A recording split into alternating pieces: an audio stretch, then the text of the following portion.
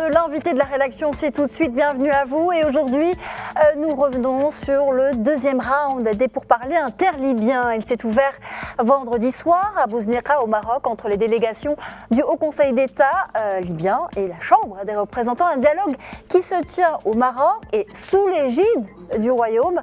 Charles Saint-Pro, directeur de l'Observatoire d'études géopolitiques de Paris, est avec nous pour en parler. Bonsoir à vous et merci d'avoir accepté notre invitation. Bonsoir.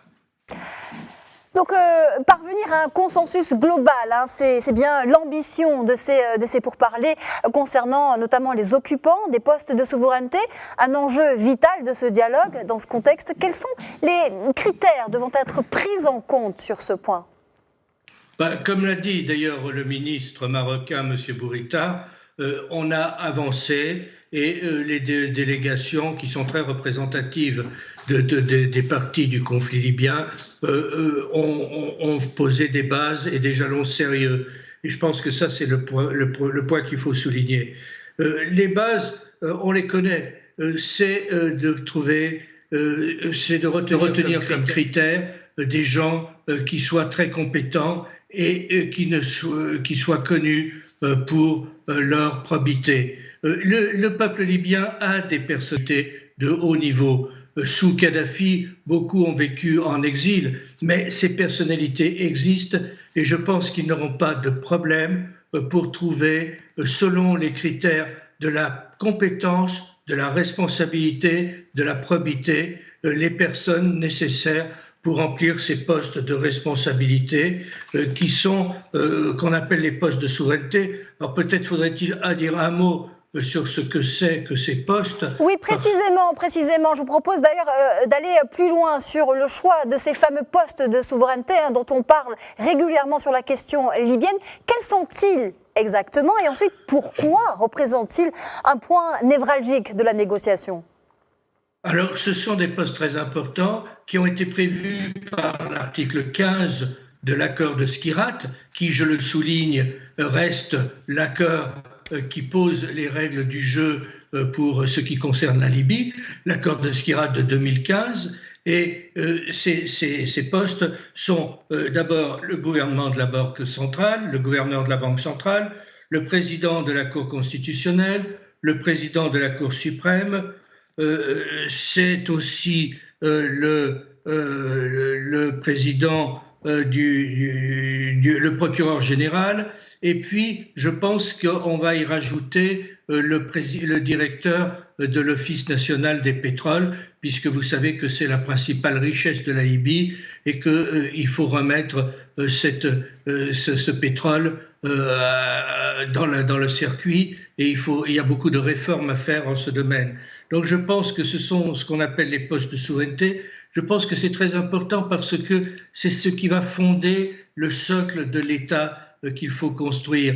Les Libyens ont besoin d'un État fort, d'un État stable et d'un État qui soit crédible. Je pense que c'est en remplissant, en nommant aux fonctions que je viens de citer des hommes remarquables que l'État pourra se renforcer et que la Libye pourra trouver une solution. Alors bien sûr, ensuite, il faudra passer aux nominations politiques, le Premier ministre, le président du Parlement, tout ça, ça fera probablement l'objet d'un troisième round à Bousneka. Mais pour l'instant, je pense que ce qu'il faut, c'est consolider l'état de droit, et l'état de droit passe par la nomination de ces personnalités. Alors, Charles Saint-Pro, le Maroc met un point d'honneur à contribuer à résoudre ce conflit pour les Libyens, mais par les Libyens également. Et je cite en cela le chef de la diplomatie marocaine notamment. Et c'est en cultivant cette ambition que le Royaume accueille sur son sol ces pourparlers interlibyens. Une diplomatie qui ne souhaite pas donc d'interventions étrangères qui ont laissé des traces meurtrières dans le pays. J'aimerais avoir votre analyse sur ce point. L'ingérence de certaines parties étrangères au conflit et certaines puissances qui ne sont même pas méditerranéennes, je pense par exemple aux Émirats, mais il y en a d'autres, est totalement négative. parce qu'on a l'impression que ces gens se moquent de l'avenir de la Libye et qu'ils ne veulent que instrumentaliser un conflit. Je pense que c'est assez irresponsable. On ne peut pas être à la fois juge et parti. On ne peut pas soutenir à la fois la rébellion contre le gouvernement légal de la Libye, puisque le gouvernement de Tripoli est le gouvernement légal d'après l'accord de Skhirat, et puis prétendre œuvrer pour la paix. Je pense qu'il faut remettre les compteurs à zéro.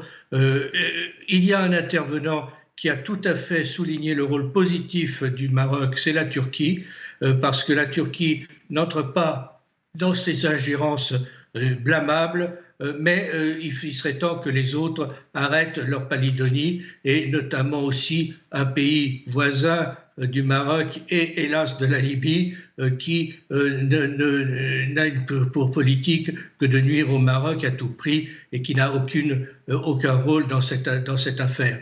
Pour ce qui concerne le Maroc, il est remarquable que toute la communauté internationale, toutes les grandes nations, les États-Unis, la France et beaucoup d'autres, les pays d'Amérique latine, les pays d'Afrique, les pays d'Asie, la Turquie, la Tunisie ont souligné le rôle positif du Maroc. Et alors aussi les organisations internationales.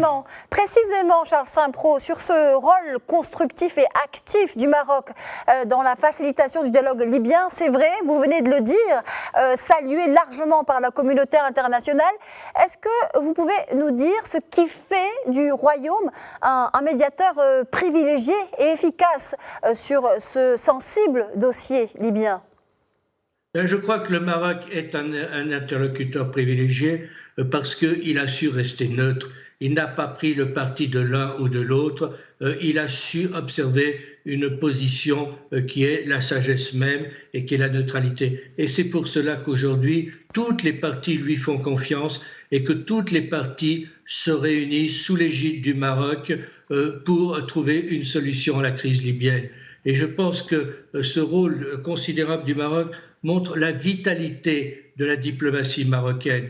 Le Maroc est une vieille nation millénaire et même plus que millénaire, et il a une diplomatie qui est forgée par l'histoire. Et je pense que toutes les parties libyennes reconnaissent que cette diplomatie est aujourd'hui un gage pour sortir du conflit libyen. D'accord, peut-être un dernier mot sur ce qui va être déterminant lors de ce dialogue qui se poursuit à Bouznika, un dernier mot ?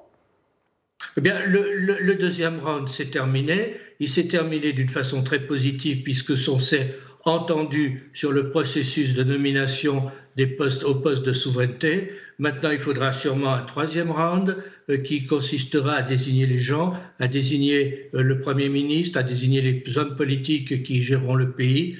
Je pense qu'il y a de part et d'autre, des deux côtés libyens, la volonté de trouver une solution. Et ça, c'est très important. Et là encore, je pense qu'il faut souligner le rôle très actif de la diplomatie marocaine qui a réussi à concilier les parties libyennes pour sortir de l'impasse du pays.